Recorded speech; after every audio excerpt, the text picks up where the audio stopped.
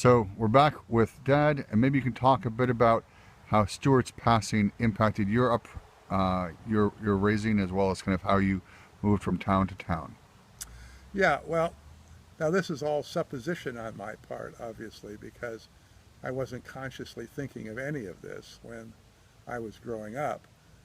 But in looking back on those years, those early years, I think that it couldn't help have but have been a very traumatic experience for both my mother and father that their first son drowned. And there's some thought that my father was drunk in the boat, and so that's not a very happy thought.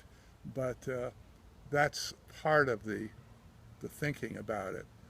Uh, so I think they felt that I was kind of second best, uh, and plus the fact that I was a forceps baby, and they don't do that anymore. But my mother was small; she was just barely 5 feet, and so carrying a child was, difficult. And the birth, the delivery of, I guess, both Stuart and me was difficult, but mine was particularly difficult because I didn't come out. And so they take the forceps and put it on the head of the baby, of the fetus, and pull it out.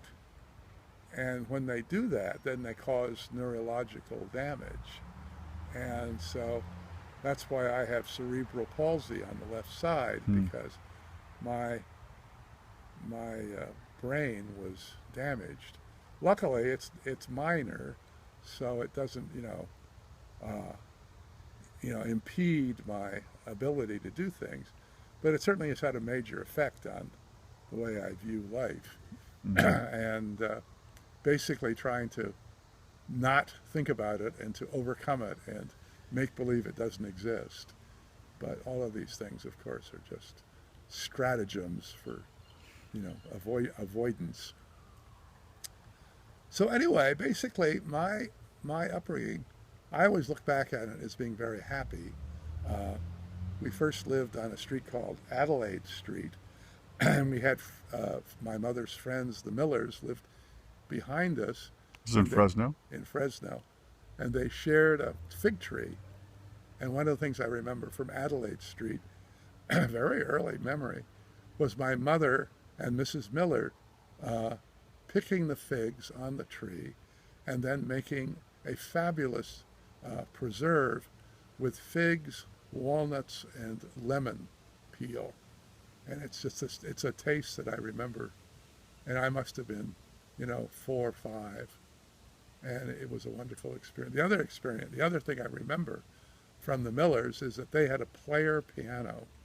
And I Hmm. loved going over there and making believe that I was playing the piano as the piano rolls rolled.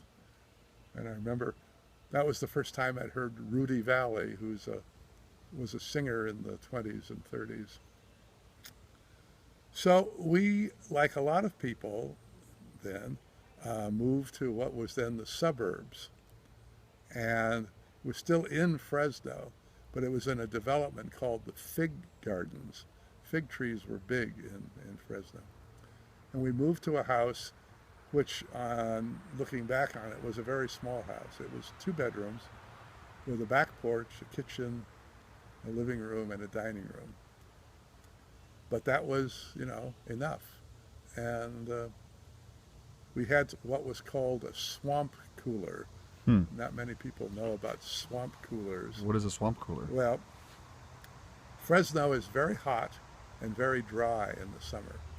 It can get to be 110 and just stay there for, weeks on end. And since it's dry, you can, by pulling the humidity out of the air within a room through this swamp cooler, you can cool the room because the removal of the water cools the air.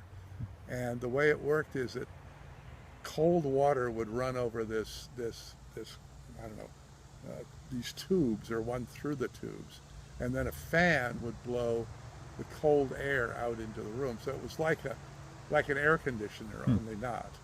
And but it was how we cooled the house. And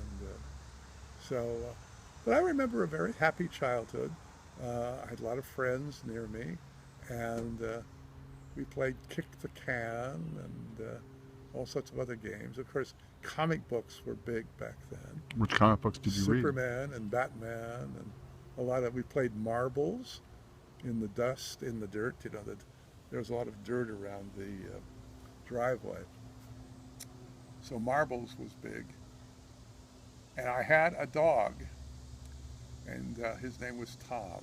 And Tom was a mix. He was a mix of all sorts of things. But Tom and I were just absolutely inseparable. And I actually had Tom on Adelaide Street.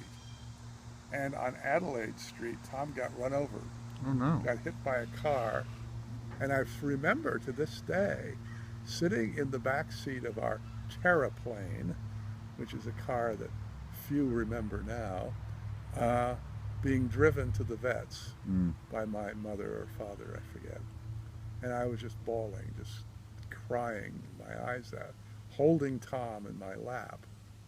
But Tom recovered and had a number of good years after that. But he was my constant companion. I mean, he and I did all sorts of adventures. And that was one thing that you kids didn't have, because Mary was allergic to dogs. And but a dog and a kid are a great combo. And And you're still in Fresno this period. oh yeah, still in Fresno. Well, why don't we pause there, and because we're about a 7-minute mark, and we can then kind of move on to the other towns of your childhood.